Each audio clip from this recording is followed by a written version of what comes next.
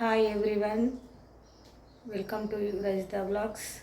ఈరోజు నేను కందిపప్పు చారు చేస్తున్నాను. ఊరిలో కందిపప్పు చూడండి.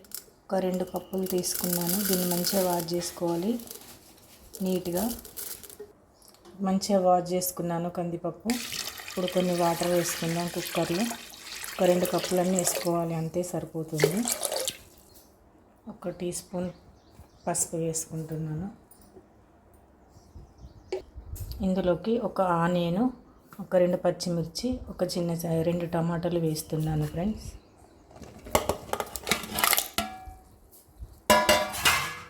దీనిని ఒకసారి ఉడికించుకుందాము కుక్కర్లో పెట్టి. ఒక నిమ్మకాయ, పెద్ద నిమ్మకాయ సైజు అయితే చింతపండు నానబెట్టుకుంటున్నాను. మంచిగా వాష్ చేసుకొని కడిగి పెట్టుకుందాం. చింతపండు అయితే నానబెట్టేసుకున్నాను. ఒక 5 మినిట్స్ నానాలి. ఇప్పుడు పప్పు ఉడికేంతలోపు పప్పు అయితే మంచిగా ఉడుకుతుంది ఫ్రెండ్స్. విజిల్ వచ్చేస్తున్నాయి. ఇంకొక 2 విజిల్స్ వస్తే అయిపోతుంది. ఇంకా 3 విజిల్స్ అయితే వచ్చేసాయి పప్పు. ఇంకా ఆవిరి ఏం లేకుంటే ఆవిరి తీసేసుకోవాలి, లేకుంటే కుక్కర్ పేలే అవకాశాలు ఉంటాయి. కంపల్సరీ ఆవిరి తీసేసాకే మనం మూత అనేది తీయాలి ఫ్రెండ్స్. పప్పు అయితే ఇంకా మెత్తగా ఉడికిపోయింది. దీన్ని ఇంకా రుబ్బుకుందాము. ఇలా అయితే మెత్తగా రుబ్బుకున్నాను ఫ్రెండ్స్. నేనైతే ఇలా మెత్తగా రావాలి. మరి మెత్తగా కాకుండా కొంచెం మామూలుగా ఉన్నాను కదా ఫ్రెండ్స్. చింతపండు, ఈ చింతపండు అయితే మనం రసం తీసుకొని పప్పులో వేసుకోవాలి.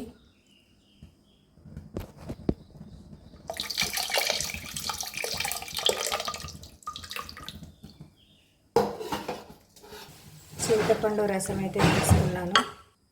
మనకైతే ఇప్పుడు తగినన్ని వాటర్ వేసుకోవాలి. లూజ్ కాకుండా మరీ చిక్కగా కాకుండా చూసుకోవాలి. నాకైతే ఇలా సరిపోతుంది. ఇంకా బాగా లూజ్ కాదు, బాగా ఇట్లా చిక్కగా కాకుండా పలుసగా కాకుండా చేసుకోవాలి. ఒక 1/2 టీ స్పూన్ కారం వేస్తున్నాను. ఒక 2-3 పచ్చిమిర్చి వేసాం కదా, కారం వద్దు. పప్పులో కొంచెం కారం లేకుండా ఉంటేనే బాగుంటుంది. ఒక 2 స్పూన్లు సాల్ట్ అయితే వేస్తున్నాను. ఒక 2 స్పూన్లు పడుతుంది పప్పుచారు కాబట్టి.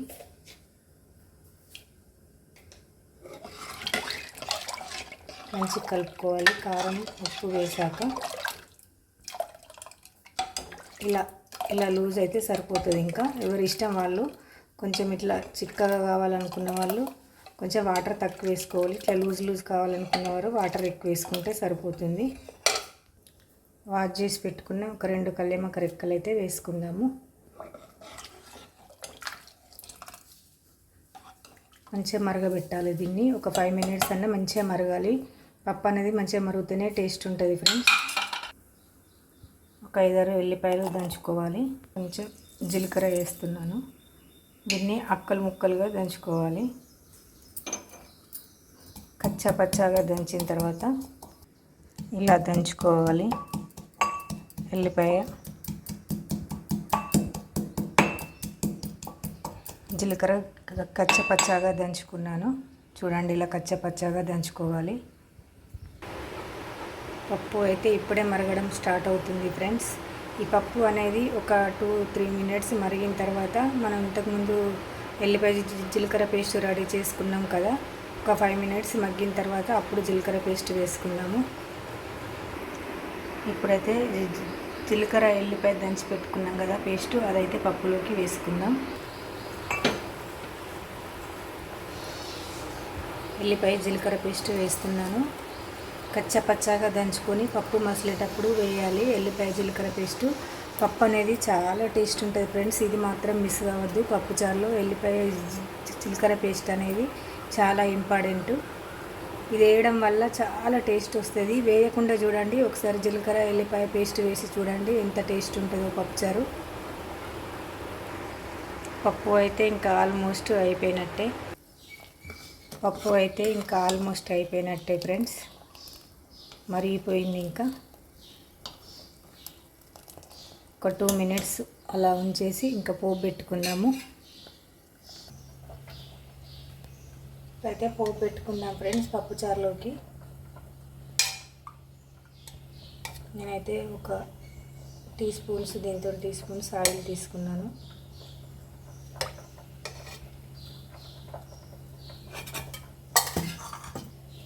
ఒక 2-3 మెంతి గింజలు వేసుకోవాలి. పప్పుచారులోకి కానీ చారులోకి కానీ చాలా బాగుంటుంది టేస్ట్.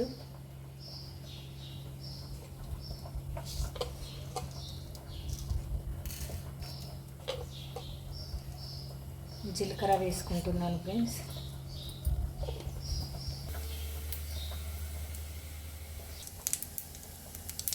జీలకర్ర అయితే ఇంకా వేగిపోయింది. కొంచెం ఇట్లా బ్లాక్ కలర్లో వచ్చేంత వరకు ఉంచాలి. పోపు అనేది కొంచెం పప్పులో జీలకర్ర బాగా వేగితేనే బాగుంటుంది టేస్ట్. ఒకసారి మీరు కూడా ట్రై చేసి చూడండి. వెల్లిపాయలు వేసుకుందాం.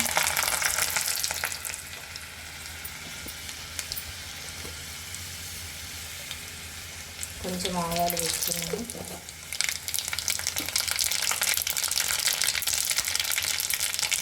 ఒక 2-3 ఎండుమిర్చి వేసుకోవాలి. ఎండుమిర్చి వేసుకోవడం వల్ల పప్పుచారులో పప్పుచారు బాగుంటుంది. పోపులో కంపల్సరీ ఎండుమిర్చి వేసుకోవాలి. పప్పుచారులో కొంచెం లైట్గా నేనైతే పప్పు దినుసులు వేస్తున్నాను.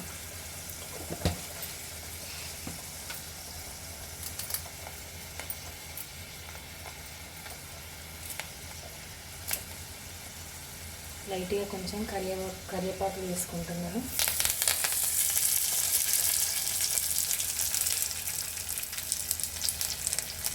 పోపు అనేది బాగా మాడనీయకూడదు. మామూలుగా బ్రౌన్ కలర్ వచ్చేంత వరకు ఉంచాలి. ఇంకా పోపు అయితే ఇంకా రెడీ అయిపోయింది. ఈ పోపు అయితే ఇందులో పెట్టుకుందాం. మూత పెట్టుకోవాలి. లేకుంటే పైకి వచ్చేస్తుంది.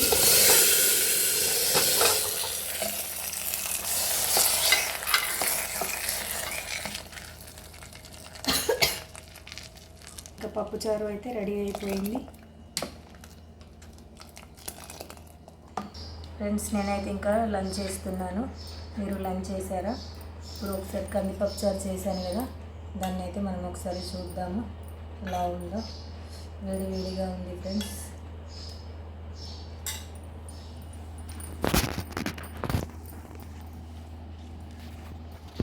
వేడివేడిగా ఉంది. తినాలంటే కష్టంగా ఉంది.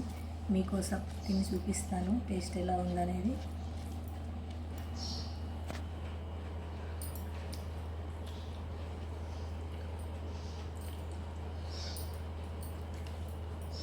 చాలా బాగుంది ఫ్రెండ్స్. పప్పుచారు అయితే కందిపప్పుచారు ఈ స్టైల్లో ఒకసారి చూసుకోండి. ఈ పప్పుచారులో మాత్రం జీలకర్ర ఎల్లిపాయ పేస్ట్ కంపల్సరీ మసలేటప్పుడు వేయాలి. అది వేయడం వల్లనే చాలా టేస్ట్ వస్తుంది. పప్పుచారు ఎలా ఉందో ఒకసారి మీకు నచ్చితే కనుక కామెంట్ బాక్స్లో కామెంట్ చేయండి ఫ్రెండ్స్. కొత్తగా నా ఛానల్ని చూసేవారు నా ఛానల్ని సబ్స్క్రైబ్ చేసుకోండి ఫ్రెండ్స్. ఓకే మరి బాయ్ ఫ్రెండ్స్.